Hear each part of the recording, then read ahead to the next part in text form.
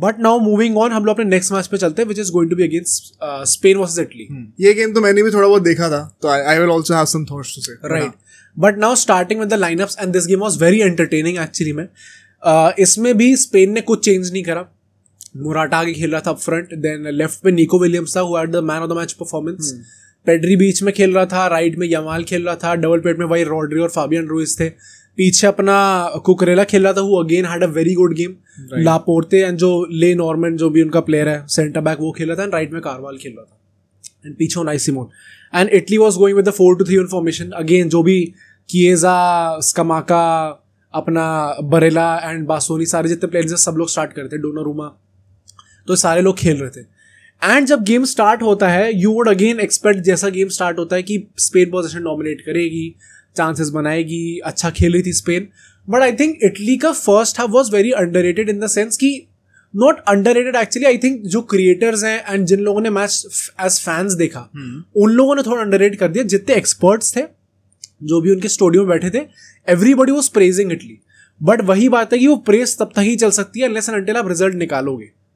हम लोग real Madrid को कितनी बार, ये मैच देखते मुझे रियल मैड्रिड की याद आ रही थी, क्योंकि इटली जो है वो पीछे बैठ रही थी. They were sitting back to defend and absorb the possession, absorb the pressure जो स्पेन पुट कर रही थी उन पे. And their whole plan was कि हम लोग ऑन द काउंटर खेलेंगे, किएजा इन सब की पेस को एक्सप्लॉइट करेंगे एंड देन अटैक करेंगे उनसे. And to some extent they were successful in that, क्योंकि स्पेन अटैक तो काफी कर रही थी एंड चांसेस भी उन्होंने अच्छे बनाए थे, बट फिनिश ऑफ नहीं हुआ था. गेम 0-0 पे स्टार्ट एंड हुआ था in the half time. Proper position, proper chances बन रहे थे, but Italy was that team जो बहुत ही अच्छी डिफेंडिंग कर रही थी, बहुत सॉलिड थी at the back, and on the counter they came close, not as close as they would have wanted to be and not as close as Spain went, मतलब to be very honest. But मतलब वो they were getting in good positions. वहां से बस वो shot की कमी हो रही थी या फाइनल पास की देरी हो रही थी, वो मेन प्रॉब्लम थी. But I think overall in the first half Italy was actually good.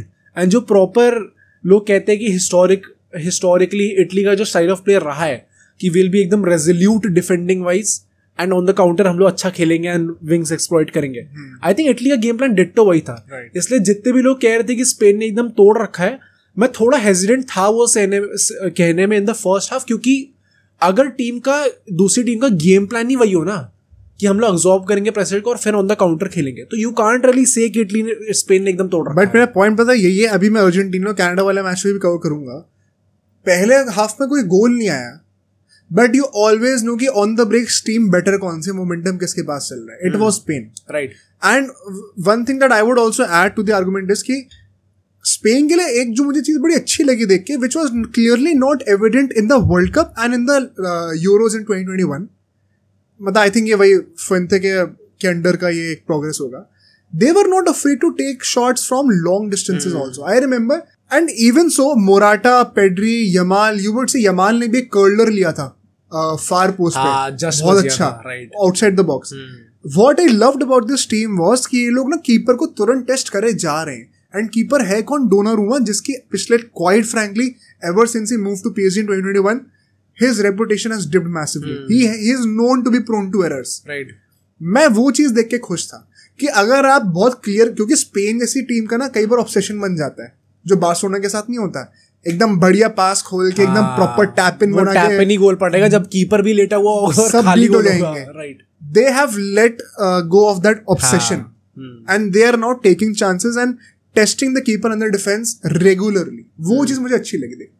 I think यहाँ पे कुछ नोटेबल मेंशंस होंगे like Morata, like Nico Williams, क्योंकि मोराटा भी he was not exactly number 9 यहाँ पे, he was kind of a false nine. Often times वो wings पे ड्रिफ्ट कर रहा था एंड विंग से भी बहुत अच्छी बॉल डालता था. आई रिमेंबर एक बहुत अच्छा चांस था निको विलियम्स के पास to head the ball in Morata की क्रॉस पे, but he fail to do so. But regardless point वही है कि they were not afraid to take on the players to create chances and they were regularly getting inside Italy's box, जो कि Italy like reciprocate नहीं कर पा रही थी.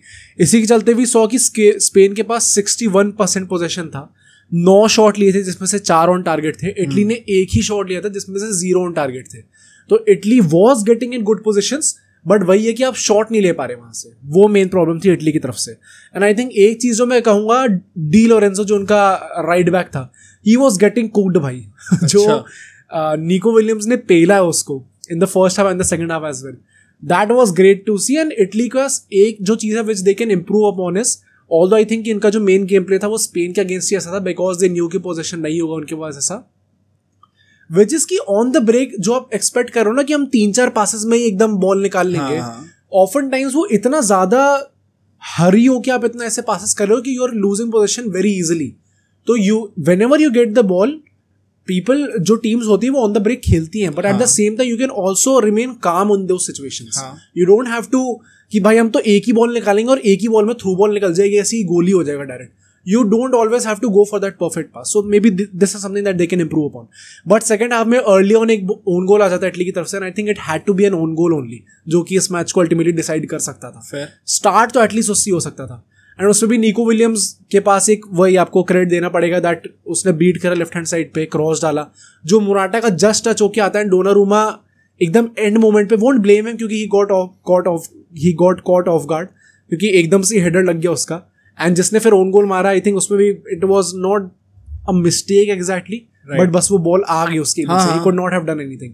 पर आई थिंक इसी से ही आप कुछ चेंजेस ला सकते थे गेम के अंदर, एंड इससे आई थिंक इसके बाद पूरा गेम चेंज हो गया and Spain ultimately took over.